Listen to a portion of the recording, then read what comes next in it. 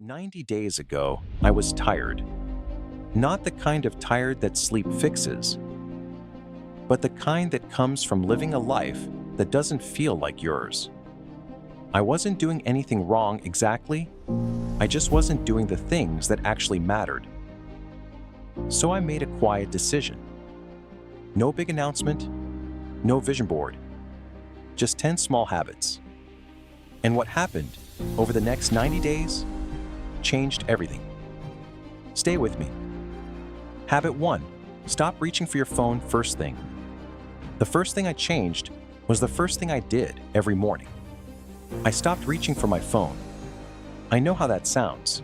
Simple, maybe even obvious. But try it tomorrow and see how hard it actually is. Your hand moves before your mind wakes up. What I did instead was sit up, breathe slowly, and ask myself one question. What do I want to feel like today? That one moment of intention changed the entire mood of my mornings. Habit 2. Move your body. Even a little. I didn't join a gym. I didn't buy equipment. I just started walking. 20 minutes every morning. Sometimes I did stretches in my room before bed. That was it. But something quiet happened inside me. My anxiety started to loosen. My thinking became clearer. Your body holds so much of your mood, and when you move it, even gently, it begins to release things you didn't even know you were carrying. Habit 3. Read for 15 minutes a day. Not social media, not news. A real book. I started with just 15 minutes before sleep. At first, it felt slow. Then one day, I realized I had finished 3 books in a month without even trying.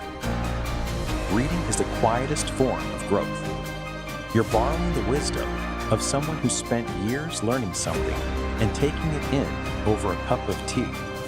There is no faster way to expand the way you think. Habit 4. Drink water and eat real food. This one embarrassed me a little because it was so basic and I had been ignoring it for so long. I started carrying water everywhere. I reduced processed food, not perfectly, just noticeably. Within 2 weeks, my energy stopped crashing in the afternoons. My skin looked different. I felt lighter, even before anything else changed. Your body is always trying to take care of you. Sometimes you just have to meet it halfway. Habit 5. Write your thoughts down. I bought a cheap notebook. Every evening, I wrote whatever was in my head. No structure, no rules. Sometimes it was 3 sentences. Sometimes 3 pages. What I discovered was that I had been carrying so much noise inside. Worries, resentments, things I never said.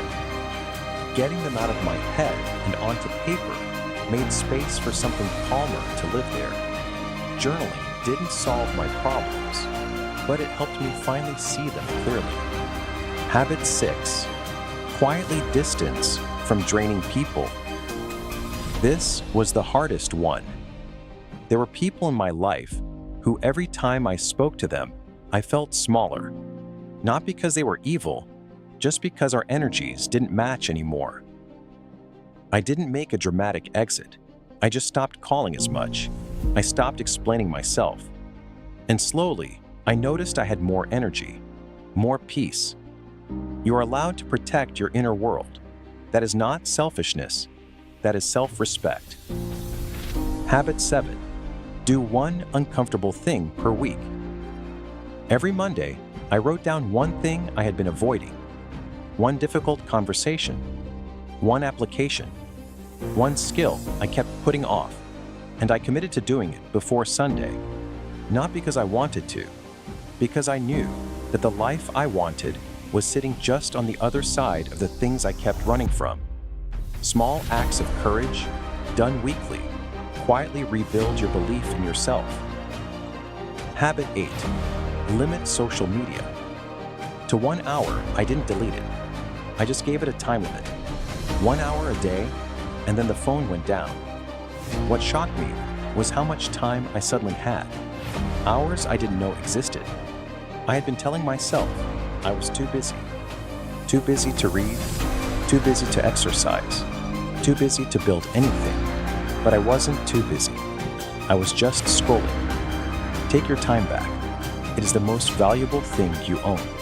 Habit 9. Apologize quickly. Forgive quickly.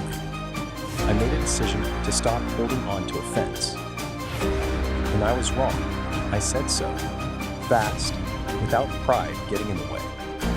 When someone hurt me, I chose to forgive, not for them, but because carrying anger is exhausting. It takes up space if it holds something better. The relationships in my life became softer, warmer, and I became someone I actually liked being. Habit 10. End every day with gratitude. Before I sleep, I name 3 things I'm grateful for. Some days, this feels easy. Other days, the hard days, I have to search for them, but I always find them. And over time, something in me shifted. I stopped waking up looking for what was wrong. I started noticing what was right. Gratitude doesn't change your circumstances. It changes the eyes you use to see them.